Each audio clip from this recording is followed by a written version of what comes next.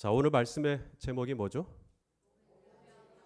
오병이어 축복의 원리입니다. 오병이어가 뭔 뜻이에요? 오병, 떡병자죠. 다 떡이 몇 개예요? 5개. 물고기는 2마리. 오병이어의 축복의 원리입니다. 여러분 휴대폰 다 쓰시죠? 결정적인 때에 휴대폰을 써야 되는데 방전이 된 경험이 혹시 있으십니까? 이게 거의 빨간 표시가 돼갖고 이거 한 통화라도 써야 되는데 이게 방전이 돼. 혹시 자동차 타고 가다가 아직 목적지에 다 도착하지도 않았는데 불이 들어온 거예요. 주유 지금 주유가 필요하다는 거죠. 그런 적도 있으세요? 예. 그리고 지갑.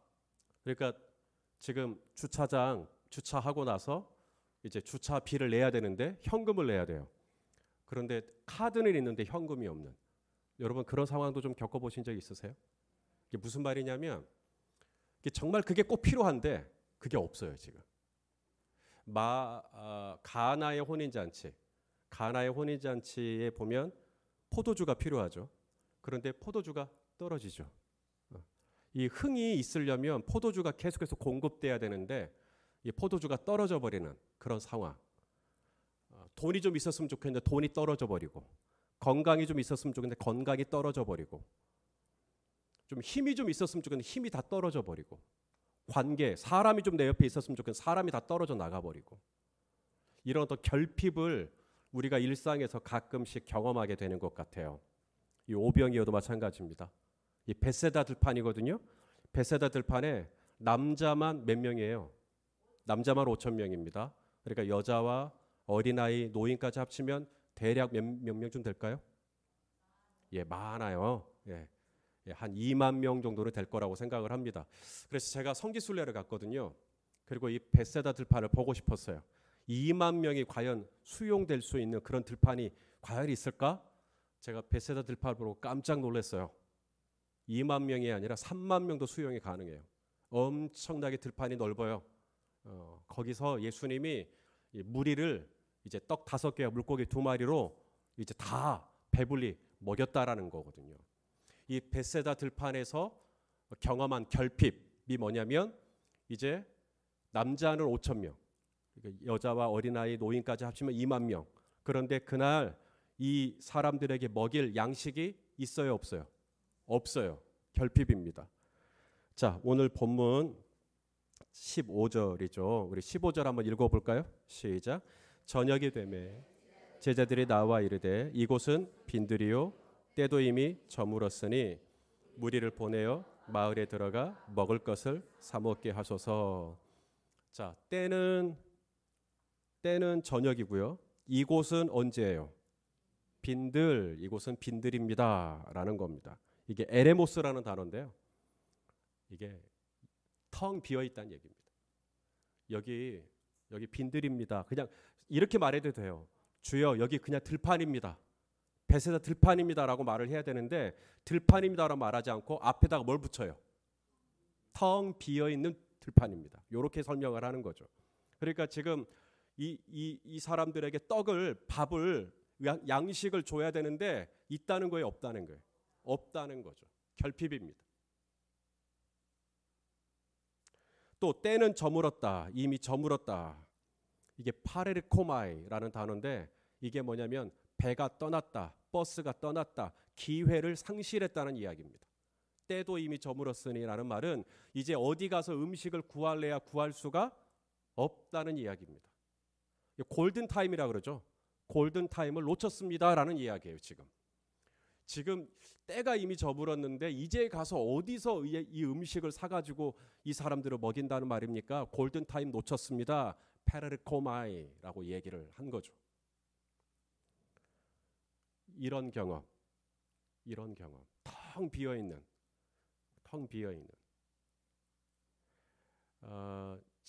집에서 치약 있죠. 치약 다 쓰고 나서 끝에 어떻게 해요? 다 쓰고 나서 한 번 더 짜려고 뒤에서부터 막 그냥 새 거 사요. 그냥 한 번 더 짜보는 거죠. 한 번 더 짜보는 건데 뒤에서부터 이렇게 말아가지고 한 번 더 힘을 줘 보는 겁니다. 그렇게 해서 나와요, 안 나와요? 안 나오는 게 에레모스입니다. 그렇게 있는 힘껏 마지막 다 짰는데 텅 비었다는 거예요. 이게 뭐냐면 아무리 짠해도 더 이상 나올 게 없다는 이야기예요. 그게 에레모스예요. 목회를 제가 이제 올해가 16년째입니다. 작년이 만 15년. 지금 여기가 돌아오는 주일이 만 6년이라면서요. 축하드립니다. 예. 저희 교회가 한 10년 먼저 했네요. 그러면 여기가 그럼 2014년에 한 겁니까? 제가 2004년에 교회를 개척했으니까 16년쯤 사역을 하면 무슨 일이 일어나는지 아세요?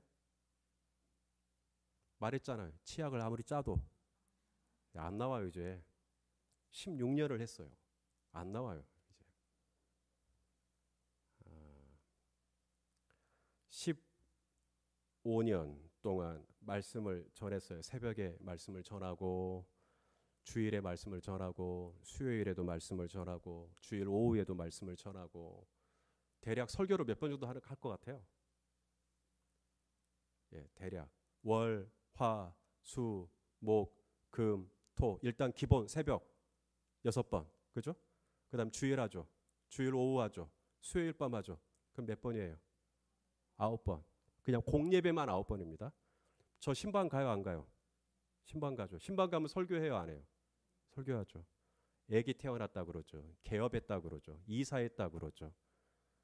장례 있죠. 결혼식 있죠. 네. 이렇게 저렇게 설교 똑같은 거예요? 다르게 해요? 다르게 하죠. 네. 그냥 예전에 우리 집사님께 했던 설교 우리 권사님께 한 번 더 하고 싶은 유혹이 있을까요? 없을까요? 있죠. 그런데 이럴 때 꼭 제 아내가 귀신같이 알아차립니다. 그거 전에 김 집사님께 했던 설교 아니요? 어떻게 또 그렇게 알아차리는지. 그러니까 이게 매번 설교를 하는데요. 이게 설교가 한 10년, 15년 이렇게 하고 나니까 이게 질리더라고요. 설교 안 하고 싶어요. 그런 한계에 오더라고요. 새벽에 설교를 준비할 때 원고가 있죠. 설교 원고. 저도 지금 원고가 있습니다. 새벽에 설교 원고가 한 8페이지 돼요. 8페이지. 수요일 밤은 약 12페이지가 됩니다. 주일 설교는 16페이지가 됩니다. 그러니까 이걸 일주일 동안 하잖아요. 그러면 일주일 동안에 제가 쓰는 원고의 분량이 100장이 넘습니다. 1년이면 500장이 넘고요. 이게 가만히 생각해 보니까 조정래의 태백산맥보다 더 많이 쓰겠더라고요. 네. 그걸 한국교회 목사들이 하고 있어요. 그게 매일같이 그렇게 하고 있습니다. 그걸 10년 이상 하니까 제가 무슨 생각이 드냐면 설교를 찍어내는 기계 같은, 그냥 오늘 사역 마치고 또 집에 가서 또 설교 준비하고 있는 거예요. 내가 설교를 찍어내는 머신이구나, 머신. 그러면서 에레모스죠. 텅 비어있는. 이 더 이상 짤래야 짜도 안 나와. 짜도 안 나와. 그러니까 이 강단에 서서 말씀을 전하러 이 강단에 와야 되는데 제가 이 강단에 서는 기쁨이 있을까요, 없을까요?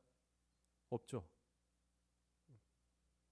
글쎄요, 이런 용어가 있는지는 모르겠습니다만 강단 포비아, 이 강단에 서는 게 두려운 거예요.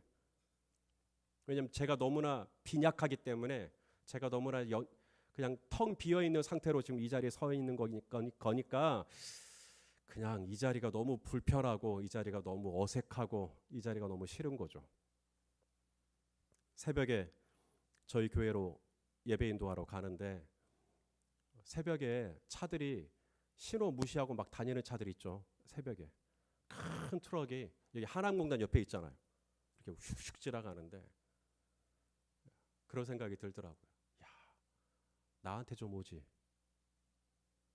제가 자살할 수는 없고 그냥 저 차가 그냥 나한테 달려왔으면 참 좋겠다.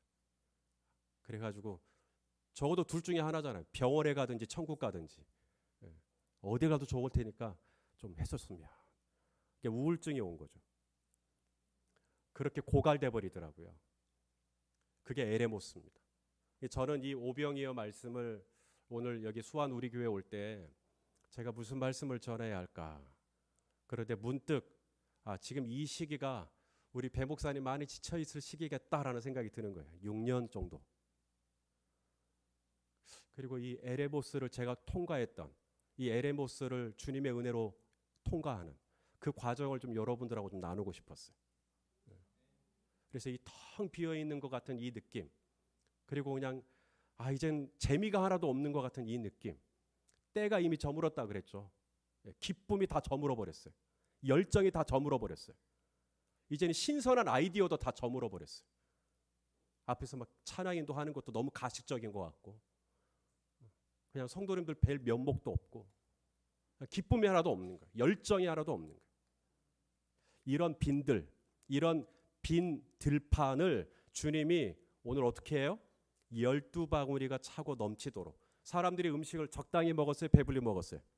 배불리 먹었단 말이죠. 우리 배홍수 목사님은요, 우리 수완 우리 교회 성도님들이 배불리 하나님의 말씀으로 은혜를 채우기를 원하셔서 이런 신년 말씀 축제를 하는 것을 여러분 아시죠? 그래서 여러분이 충분하게 배불려서 이 해를 풍성하게 말씀으로 이 한 해를 채워가기를 원하여서 이런 걸 또 기획을 하는 거거든요. 어떻게 그 빈 들판이 그런 축복의 들판으로 바뀌었나? 그 텅 비어있는 인생이 어떻게 그런 풍성한 인생으로 바뀌었나? 그 원리를 여러분들하고 함께 4가지 나누려고 합니다. 첫째는 이거예요. 따라서 합시다. 재고 파악의 원리. 뭐 외울 필요는 없어요. 이게 외우려고 해서 외우는 거 말고요. 그냥 외워지면 그냥 외우시는 거고요. 막 일부러 막 외우려고 재고 파악의 원리 이럴 필요는 없습니다. 이 재고 파악이 뭐냐면 내게 있는 것을 한번 세하려 보는 거예요. 받은 복을 세어 보아라. 그렇죠? 그 받은 복을 한번 세어보는 것, 재고 파악입니다. 오늘 예수님이 제자들에게 뭐라 그러냐면 너희가 먹을 걸 줘라 그래요. 너희가 먹을 걸 줘라. 이 말은 제자들이 먹을 것을 나눠줄 먹을 것을 갖고 있다는 거예요? 안 갖고 있다는 거예요? 갖고 있다는 거예요. 그러니까 재고 파악을 한번 해봐라 라는 얘기거든요. 사실 오늘 우리가 읽지는 않았습니다만 요한복음 6장에 보면 빌립, 이 마태, 마가, 누가, 요한 4복음서, 오병이어는 4복음서에서 다 다루고 있는 유일한 사건입니다. 그렇기 때문에 오병이어 기적이 굉장히 중요한 의미를 가지고 있는데요. 요한복음에 보면 예수님이 빌립에게 이렇게 시험을 하십니다. 자, 요한복음 6장 5절 7절 읽어보시죠. 시작. 예수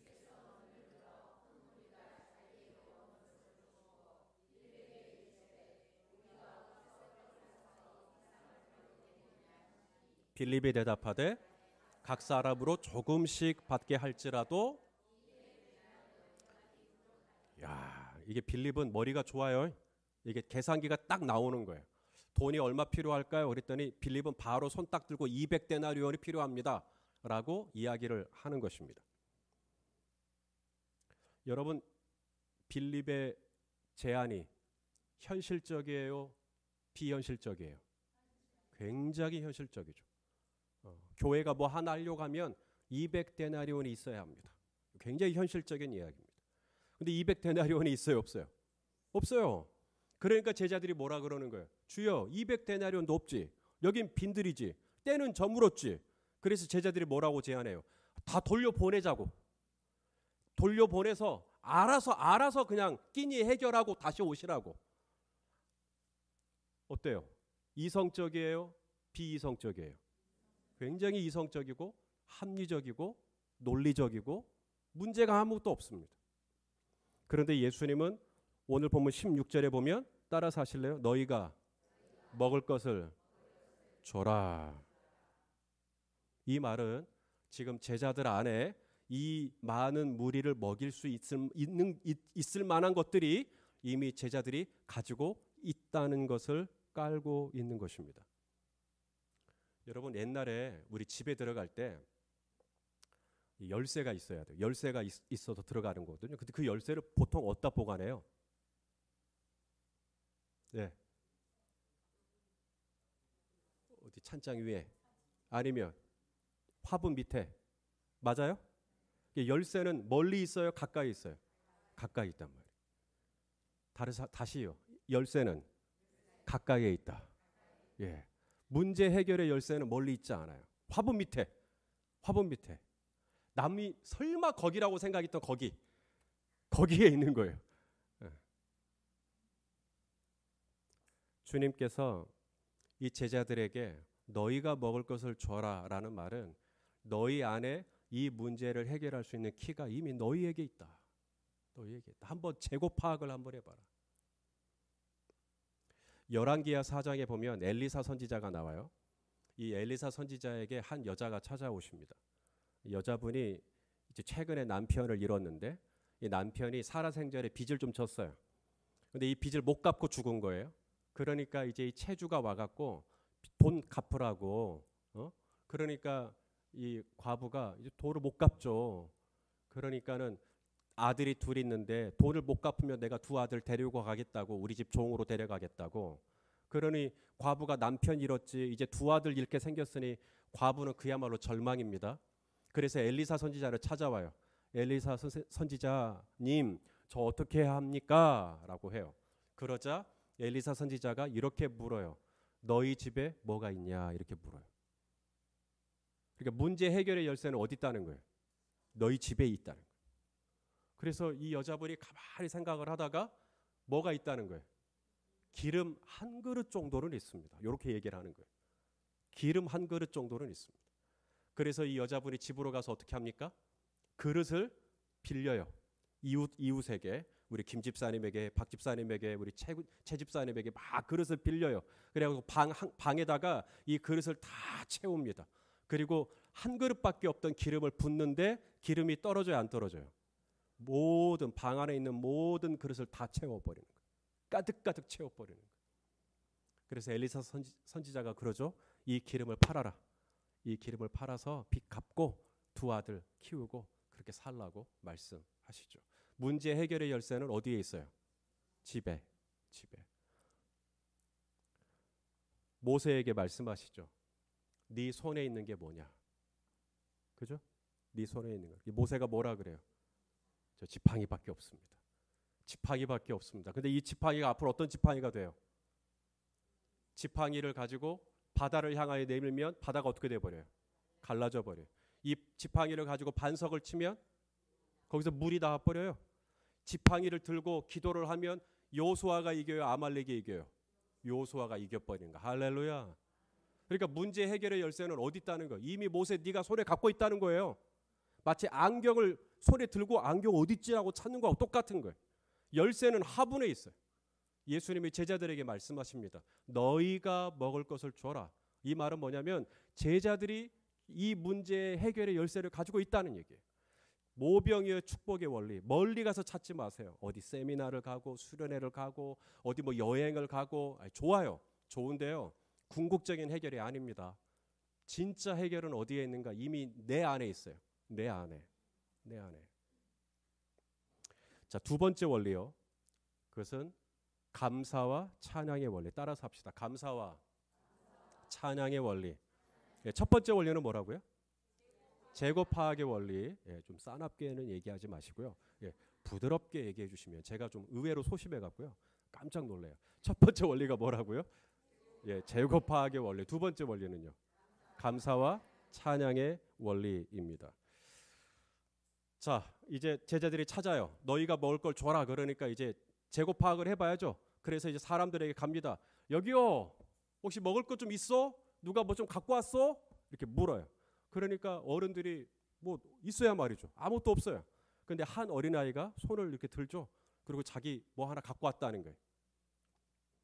요한복음에 이런 말씀이 있습니다. 자, 요한복음 6장 9절입니다. 읽어보시죠. 시작. 여기 한 아이가 있어 보리떡 5개와 물고기 2마리를 가지고 있나이다. 그러나 그것이 이 많은 사람에게 얼마나 되겠사오? 그러니까 여기 한 아이가 있다. 여기 아이라는 말 헬라어 원어로 보면 진짜 어린 아이를 말합니다. 진짜 어린 아이예요. 이 진짜 어린 아이가 가지고 온 음식이 좀 있어요. 엄마 아빠가 좀 챙겨줬나 봐요. 야, 너 갈 때 시장 하면 이거 먹어라. 그리고 떡 5개와 물고기 2마리를 줬는데 이제 그걸 손 들고 저 이거 갖고 있다고 얘기를 한 거예요. 근데 이것을 안드레라고 하는 제자가 이제 이 아이의 이 음식을 받아가지고 예수님께 건네주면서 뭐라 그랬다는 거예요. 주여, 이것이 이 많은 사람들에게 얼마나 되겠습니까? 이 말은 무슨 말이에요? 주님, 우리 보고 먹을 걸 주라고요? 이것밖에 없어요. 이것밖에 없다고요. 이 말이에요. 이게 이 많은 사람들에게 뭐 얼마나 되겠습니까? 여러분, 안드레가 이런 식으로 예수님 앞에 나온 거예요. 예수님, 현실 파악 좀 하시죠. 저희 지금 가지고 있는 거 이것밖에 없다니까요. 200데나리온이 아니라, 아니 100데나리온이 아니라, 아니 50데나리온이 아니라 우리 지금 떡 5개와 물고기 2마리밖에 없어요.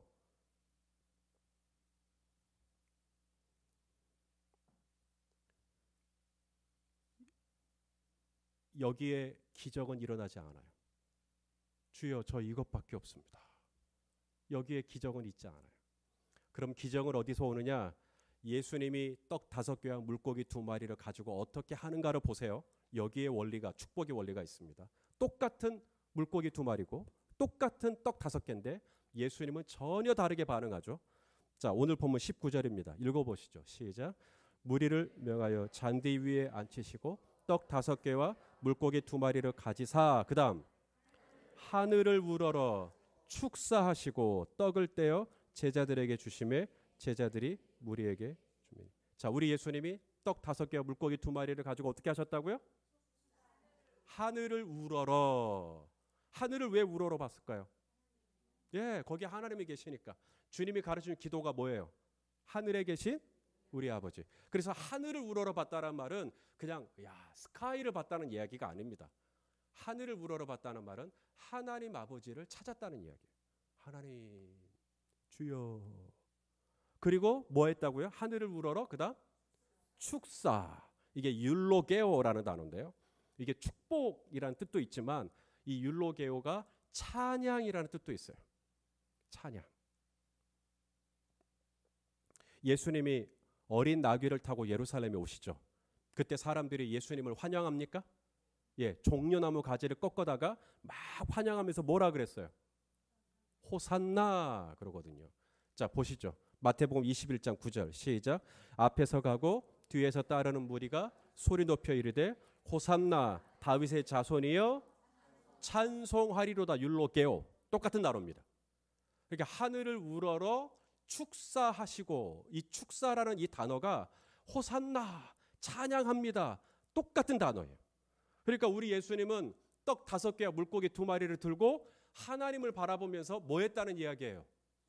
찬양하라 내 영혼아, 찬양하라 내 영혼아, 내 속에 있는 것들아 다 찬양하라.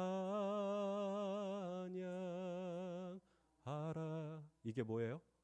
이게 율로게오예요. 지금 예수님 손에 있는 건 뭐예요? 떡 5만 개? 예수님 손에는 여전히 떡 5개밖에 없고요. 물고기는요? 2밖에 없어요. 그런데도 예수님은 이게 얼마나 되겠습니까? 이게 이 많은 사람들에게 뭐 얼마나 되겠습니까? 이런 태도가 아니죠. 예수님은 똑같은 현실이에요. 똑같은 현실인데 오병이어의 축복의 원리를 지금 나누고 있는 겁니다. 똑같은 현실인데 목사님 이게 얼마나 되겠습니까? 여보 이게 얼마나 되겠어? 이 태도가 아니라 똑같은 자원인데 그걸 가지고 하나님 찬양합니다. 감사합니다. 감사합니다. 그때 기적이 일어나요. 그때 축복이 열리는 거예요.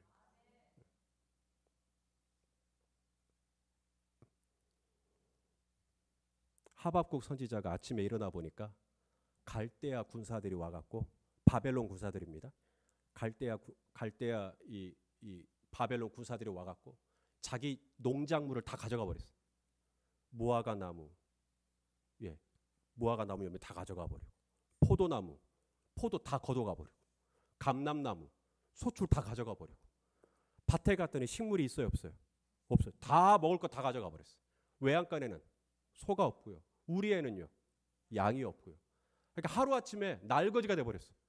아침에 이러다 보니까 모든 농산물이며 다 가져가 버린 거예요. 망연자실해야 되죠. 한탄을 해야죠. 한숨을 지어야죠. 가슴을 쳐야죠. 하박국은 그렇게 하지 않습니다. 성경에 보니까 하박국이 뭐 했다 그래요? 율로게오, 율로게오, 찬양을 해요. 다윗은 어떻습니까? 사울 왕이 자기 죽이려고 그러잖아요. 다윗이 자기 죽이려고 하니까 동굴에 숨었어요. 동굴에 숨어가지고 숨죽여 살아가고 있는데, 동굴에서 자기가 여기 동굴에 숨어 있다는 걸 들통나면 안 되니까 찬양을 하면 안 되겠잖아요. 그런데 다윗은 거기서도 찬양을 한다라는 거죠. 자, 시편 57편 6절 7절입니다. 읽어보시죠. 시작. 그들이 내 걸음을 막으려고 그물을 준비하였으니 내 영혼이, 여러분 억울할 때, 내 영혼이 억울할 때 그때 찬양이 나와요, 안 나와요? 안 나오죠. 근데 그 다음에 다윗이 어떻게 찬양을 하는가? 시작. 하나님이여 내 마음이 확정되었고 내 마음이, 그러니까 한 번으로는 확정이 돼야 안 돼요. 안 돼, 한 번으로는. 그러니까 또 확정하고, 그래도 안 되니까 또 확정하고. 뭘 확정한다는 거예요? 찬양하기로. 율로게요, 찬양하기로. 하늘을 우러러 율로게요 하는 거 그냥 절로 되는 거 아닙니다. 내 마음을 확정하는 거. 주여 내가 찬양하겠습니다. 무화과 나무가 무성치 않지만 찬양하겠습니다. 포도나무 열매가 없지만 찬양하겠습니다. 찬양하겠습니다. 제가 16년 전에 교회를 개척했잖아요. 여기 운남 주공 4단지, 운남 주공 아파트 아세요? 여기 건너편에 그 4단지 정문 앞에 상가 2층, 거기다가 교회를 개척했어요. 혹시 모르시죠? 예, 운남 주공 4단지 정문 앞에 2층, 1층은 포장마차입니다. 술집이에요. 1층 포장마차고요. 2층이 저희 교회고요. 지하가 노래방입니다. 그 다음에 3층은 호프집이에요. 예, 끝내주죠. 예. 그러니까 1차 포장마차 한 잔 때리고 2차 노래방 가서 거하게 부르고, 그러면 저 술 좀 깨니까 3차 호프집 가고 4차 저희 교회 와서 회개기도 하고 가면 돼요. 예. 이 코스가 완벽해요. 이 빌딩 안에서. 예. 그러니까 밤 늦게까지 부어라 마셔라 했던 분들이 중간에 교회란 말이에요. 교회는 계단이 깨끗해요, 더러워요? 깨끗해요. 그리고 걷다가 뭐 할까요? 예. 또 예, 거기다가 왜 쉬를 하시지? 예. 또 어떤 분은 아예 하고 자요. 그러니까 새벽에 저하고 아내하고 오면 한 손에는 성경을, 한 손에는 신문을 왜 챙겨요? 예, 토삼을 치우려고. 그렇게 오는 거예요. 그러면 여지없이 남자건 여자건 막 누워 있고, 막 그러면 부축해 갖고 유아실 눕혔다가 새벽기도 끝나면 이제 깨워서 가시라고 하고, 택시비 그럼 택시비 드리기도 하고. 교회가 너무 안 됐어요. 부흥이 안 됐어요. 제 아버님이 한 3개월 물어보시더라고요. 교회 개척하고 오늘은 좀 누가 좀 왔냐? 안 왔어요. 아, 정말 개척교회 힘들어요. 한 3개월 물어보다가 안 되니까 제 아버님이 식사하다가 그러시더라고요. 내가 봐도 네 교회 안 된다. 내가 봐도 안 된다. 그러니까 1층이 포장마차고 지하가 노래방이고 3층이 호프집인데 거기에 뭐더러 교회가 들어갔을까요? 한 1년 하니까 한 10분, 2년 하니까 한 20분 정도. 그리고 20분에서 더 이상 진행이 안 돼. 그래서 설립을, 교회 창립이 있고 교회 설립이 있잖아요. 교회 창립은 그냥 개척하면 되는 거고, 설립이라는 것은 세례교인이 17명 이상이 돼야 헌법에, 교회 헌법에, 저희는 장로교니까. 그래서 설립을 해야 되는데 세례교인 17이 안 되는 거라. 2년이 지났는데. 그래서 포도시 17명 채워가지고 노회에 얘기해서 2년 만에 설립예배를 드렸어요. 여러분, 저 그때 나이가 어렸어요. 되게 어렸어요. 내가 이렇게 살아야 되나? 앞으로 이 상가에서 새벽마다 아내랑 같이 토삼을 치워가면서 소변 닦아내가면서 이분들 업고 또 때로는 들쳐매고 내가 이렇게 해야 되나? 20분, 25분 이분들 모시고 내가 평생 이렇게 목회를 해야 되나? 젊은 나이에 주변에서 너무 저를 안타까워 하시는 거예요. 교회가 너무 안 되니까. 뭐 월세라 그러죠. 임대료도 못 나올 정도로 그렇게 힘드니까. 그때 저희 쌍둥이 태어났는데 쌍둥이 분유값조차도 너무 막막한 상황이었으니까. 주님, 왜 저 그때 남아공에서 공부하고 있었거든요. 저 공부하고 있는 저를 모도록 개척을 시켜갖고 이 개고생을 저한테 시키십니까? 안드레처럼. 이게 얼마나 되겠사옵나이까. 이게 축복이 열려야 안 열려요? 열릴래야 열릴 수가 없죠. 어느 날 영화에서 드라마에서 보면 꼭 어떤 그 중요한 터닝 포인트 비가 오더라고요. 그날도 비가 왔어요. 비가 오는 날이었는데 이제 저쪽에서 이제 토사물이 흘러 내려오는 거예요. 예전 같았으면 으 하고 피하죠. 근데 그날은 토사물이 너무 이쁘게 보이는 거예요. 함시랑도 하는 거예요. 그리고 제 토사물을 첨벙 밟고 그냥 가는 거예요. 그리고 그날은 계단에 있는 거 이렇게 치우면서도 아무렇지도 않은 거예요. 제가 아내한테 그랬어요. 여보, 우리 이렇게 평생 살자. 그러다가 이분들 나이가 드시면, 우리 성도님들 나이가 좀 드시면 2층까지 못 올라오잖아. 내가 2층까지 없고 내가 그렇게 이분들 목회할게. 우리 평생 이렇게 살자. 그리고 그날 새벽기도 마치고 제가 강대상 뒤에 엎드려서 눈물로 주여 감사합니다. 저에게 이 교회를 주시고 이런 목회의 현장을 주시고 이 부족한 종하고 같이 지내겠다고 그래도 20분 이상 우리 성도님들이 저랑 같이 계셔 주시고 주여 저 충분합니다. 저 만족합니다. 괜찮습니다. 그 기도를 하는데 어찌 그리 눈물이 나는지. 그런데 그렇게 주여 감사합니다 하고 율로게오한 거예요. 그랬을 때 저 주님의 음성을 들었잖아요.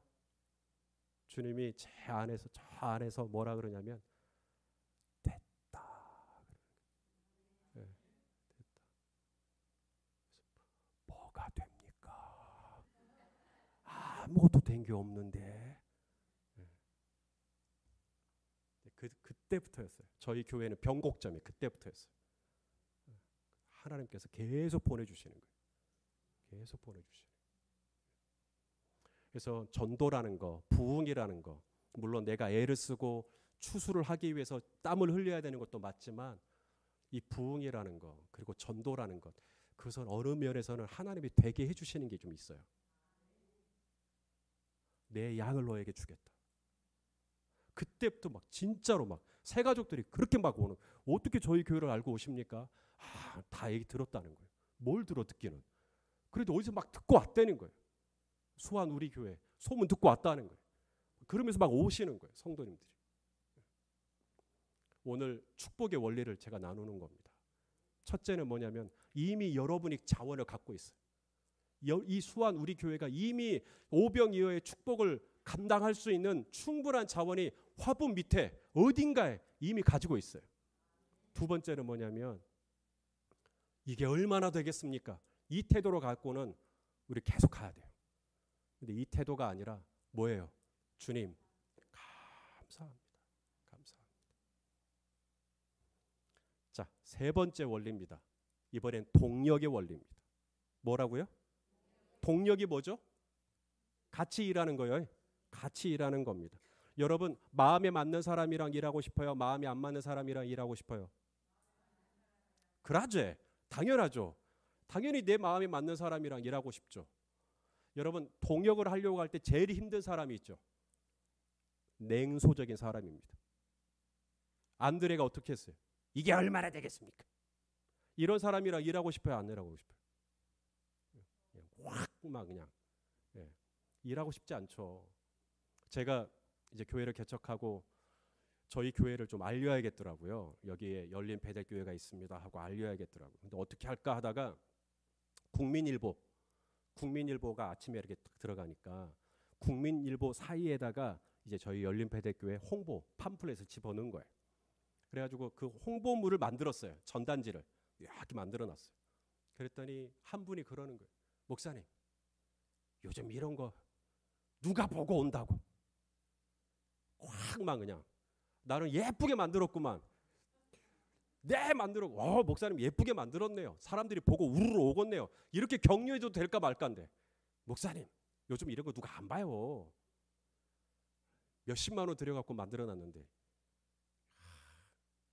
예. 그분 지금 신앙생활 잘하고 계십니다. 예. 상가의 교회를 개척했다 그랬죠. 한참 리모델링 하고 있는데 어떤 분들이 한 여자분 두 분이 이렇게 오셔서 리모델링 하는 과정을 보시는 거예요. 그래서 어떻게 오셨습니까? 이때 여기 교회 다니는 사람이라. 아, 그러십니까? 저희 교회가 언제 창립을 할 예정인데 기도 많이 해주십시오라고 했어요. 그랬더니 그 두 분 중에 한 분이 그러는 거예요. 뭐더러 여기서 개척을 해요? 그러시는 거예요. 뭐더러 여기서 개척을 해요? 그래서 왜 무슨 문제 있습니까? 아이 뭐 보니까 1층은 술집이고 2, 3층은 또 술집인데 무슨 여기서 교회를 개척하냐? 나보고 어찌라고요 그러면? 예. 새 가족이 들어왔어요. 여러분도 새 가족 오면 새 가족 누군지 딱 알아차리시죠? 새 가족이 왔어요. 한 달 정도 다니시더라고요. 한 달 정도. 이제 한 달 정도 됐으니까 등록을 하시려나. 이분이 예배 끝나고 목사님 좀 잠깐 뵐까요? 이야, 이제 등록하시는구나. 그리고 이제 그분을 제 목양실로 모셨어요. 그리고 카드를 슬쩍 준비를 했죠. 그랬더니 그분이 그러시는 거예요. 목사님, 제가 오늘 목사님 뵙자고 한 이유는 다음 주부터 안 나올 예정이기 때문에 그렇습니다. 왜요? 이 교회는 이게 문제고 이게 문제고 이게 문제입니다. 그래서 저는 이 교회를 안 나올 겁니다. 그럼 조용히 나오시지 마시지. 열심히 하고 있는 이 젊은 종에게 이게 문제고 저게 문제고 이게 문제고 동역을 하려고 할 때 제일 힘든 대상이 냉소적인 사람입니다. 냉소적인 사람이란 뭐냐면 이게 얼마나 되겠습니까? 이거에서 뭐 하려고? 이게 뭐 얼마나 된다고? 효과가 얼마나 된다고? 비싼 돈만 들이지. 막 이런 거. 그런데 오늘 예수님이 누구랑 동역하냐면 이런 제자들하고 동역을 해요. 기가 막히죠. 이런 제자들하고 동역을 하는 거예요. 예수님이 떡을 떼서 제자들에게 줍니다.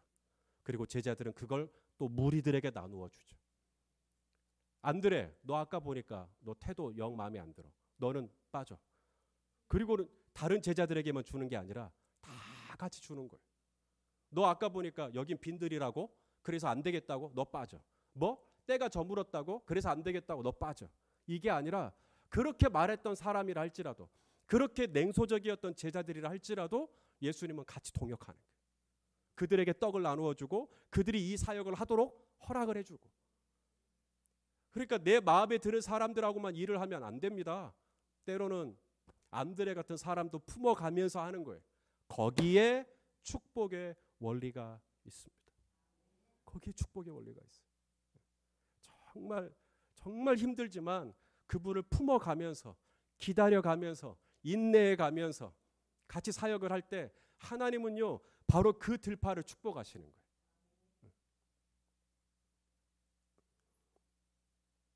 자, 마지막입니다. 마지막 원리는 나눔의 원리입니다. 무슨 원리라고요? 예, 한번 정리 한번 해볼까요? 첫째가 뭐예요? 제곱파. 두 번째는요? 감사와 찬양. 세 번째는요? 예, 동역을 하는 거예요. 네 번째는요? 나눔. 외워도 되고 안 외워도 됩니다. 예. 자, 나눔의 원리. 자, 오늘 본문 19절이죠. 자, 한번 읽어볼까요? 시작.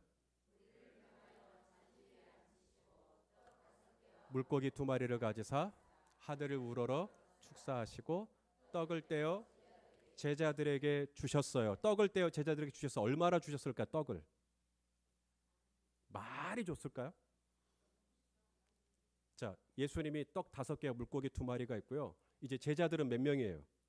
12명. 이제 제자들에게 떡을 주는 건데 얼마씩 줬을까요? 한 500개씩? 5,000개씩? 그렇죠. 그냥 한 사람이 들 수 있을 만큼 떡을 줬을 거예요. 물고기는요? 물고기도 또 그만큼 줬을 거예요. 그러면 내 손에 들린 게 지금 떡 5개와 물고기 2마리인데 제자들은 이걸 가지고 또 갑니다. 그리고 당신 떡 하나 주고 이 떡 하나 주고 이 떡 하나 주고 이 떡 하나 주고 이 떡 하나 주고 떡이 달아져야 되는데 또 생겨서 또 주고 또 생겨서 또 주고 또 생겨서 또 주고 물고기를 2마리를 줬으니까 달아져야 되는데 주다 보니까 또 생겨서 또 주고 생겨서 또 주고 지금 이걸 얘기하고 있는 거거든요. 그러니까 기적의 원리는 어디 있냐면 나 떡 5개 물고기 2밖에 없어. 아껴야지. 이러면 축복의 문이 닫힙니다. 내게 있는 떡 5개와 물고기 2마리지만 이것을 제자들이 어떻게 했다는 거예요? 무리에게 쉐어링하는 거예요. 이걸 나누는 거예요. 나눴더니 무리가 배불리 먹고 남겨버려요. 오병이어의 축복의 원리 중에 하나가 뭐냐면 예수님은 그걸 제자들에게 주고 제자들은 그것을 무리에게 주고 예수님은 그것을 수한 우리 교회에게 주고 수한 우리 교회는 그것을 또 이웃에게 나누고 그러면 계속해서 하나님이 채워주시는 것입니다. 저희 교회가 상가에 있을 때 연 예산이 1억 3천이었습니다. 약 한 50명에서 70명 정도 했을 때 지금의 이 수안지구 성전을 지었어요. 수안지구 성전을 짓고 공사비가 13억이었습니다. 연 예산이 1억이 조금 넘는데 13억 공사를 어떻게 해요? 그죠? 그래서 은행에서 이제 빚을 져가지고 이제 공사를 한 겁니다. 이제 빚이 그렇게 많이 있으니까 선교라든지 구제라든지 이런 것들을 줄여야죠. 예, 별로 분위기 안 좋으시네요. 예, 그걸 줄이면 안 되죠. 그렇죠? 나눠야죠. 그래서 주님, 저희가 나누겠습니다. 그냥 이거 그대로 하겠습니다. 주님이 제안해 주신 감동. 그래, 너는 나눠라. 그러면 내가 채우겠다. 뭘 채우냐면 그 은행의 빚은 내가 갚겠다라는 말씀이셨어요. 그래서 저희는 그걸 가지고 남아공의 한 선교사님이 농장의 아이들을 태우고 뭐 그 교육 같은 거 시켜줘야 되는데 농장의 아이들을 태울 차가 없다는 거예요. 그래서 저희 교회가 봉고차를 하나 기증을 해줬어요. 그리고 또 다른 선교사님이 또 교회 하나를 지어야겠다. 그래서 또 그걸 해줬어요. 저희 지금 13억 공사도 해야 되는데 막 그렇게 나눴어요. 나눴더니 저희 빚 다 갚았어요. 한 5년 전에 다 갚았어요. 저는 재정에 좀 이렇게 좀 뭐랄까 감각이 별로 없어요. 그래가지고 어떻게 되는지 모르겠는데 재정 담당한 장로님이 어느 날 그러는 거예요. 목사님 다 갚았습니다. 이제 저희 은행에 빚 없습니다. 이러시는 거예요. 그래가지고 이야, 예, 그건 경험해봐야 알아요. 어떻게 그게 가능하냐? 주님이 이렇게 말씀하셨습니다. 누가복음 6장 38절. 우리 수안 우리 교회도 이걸 기억하세요. 시작. 주라 그리하면 줄 것이니 곧 후히 되어 누르고 흔들어 넘치도록 하여 너희에게 안겨 주리라. 너희가 헤아리는 그 헤아림으로 너희도 헤아림을 도로 받을 것이니라. 그래서 저희 교회는요 공동체가 경험했어요. 나눴더니 하나님이 그 안을 채워주시는구나. 그래서 그 다음부터 저희 공동체는 계속 나누기 시작하는 거예요. 계속 나눠요. 자우지간 뭐든 막 나눠요. 자우지간 제가 볼 때도 너무 후하게 나누세요. 막 나누시는 거예요. 왜냐하면 맛을 봐버렸어요. 우리 성도님들이 처음에 13억이라고 했을 때 숨이 막혔어요. 이거 어떻게 하지? 그런데 계속 나눴더니 하나님이 그 다음에 채워주시는 걸 경험한 거예요. 이걸 공동체가 경험을 해버리니까 이 파워가 강력한 거예요. 그래갖고 이제는 뭐 합시다라고 하면 성도님들이 그게 자기가 복받는 길이라는 걸 아니까 합시다. 그래서 정말 힘있게 선교하고 마음껏 사역하고 살아가시는 성도 여러분, 오병이어의 축복의 원리입니다. 첫째는 여러분이 가지고 있어요. 자원을 이미. 주님은 너희가 먹을 것을 주라고 말씀하십니다. 두 번째가 뭐냐면 감사와 찬양. 이게 얼마나 되겠습니까? 이래 갖고는 안 돼요. 감사와 찬양. 세 번째가 뭐예요? 내 마음에 안 맞는 분이지만 그분들하고 같이 하는 거예요. 같이 합시다. 같이 하면 돼요. 같이 하면 거기에 하나님이 벳세다의 빈 들판을 축복의 들판으로 바꿔주시는 것을 믿으시길 바랍니다. 그리고 마지막이 뭘까요? 내게 있는 것 나누는 거예요. 잉여를 나누는 거 아닙니다. 내가 지금 떡이 한 500개가 있어가지고 300개 나누는 건 누구나 다 해요. 나도 떡 5개밖에 없지만 그걸 나누는 거예요. 콩 한 쪽이라도 나누는 거예요.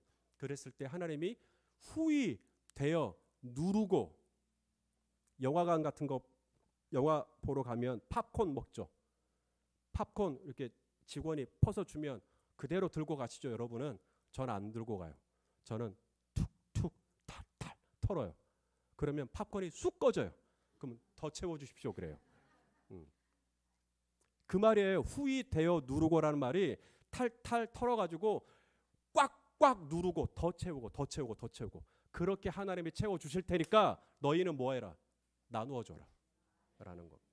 바로 여기에 하나님의 놀라운 축복의 비밀이 담겨 있습니다. 전에 우리 수안 우리 교회가 벳세다 들판과 같은, 때로는 에레모스 같은, 텅 비어있는 것 같은, 아무리 짜도 나오지 않는 그런 고갈과 결핍을 느끼는 상황이 있다 할지라도 우리 예수님처럼 두 손을 들고 감사와 찬양을 드림으로 하나님의 축복의 문이 열리는 은혜를 경험하시기를 예수님의 이름으로 축원합니다.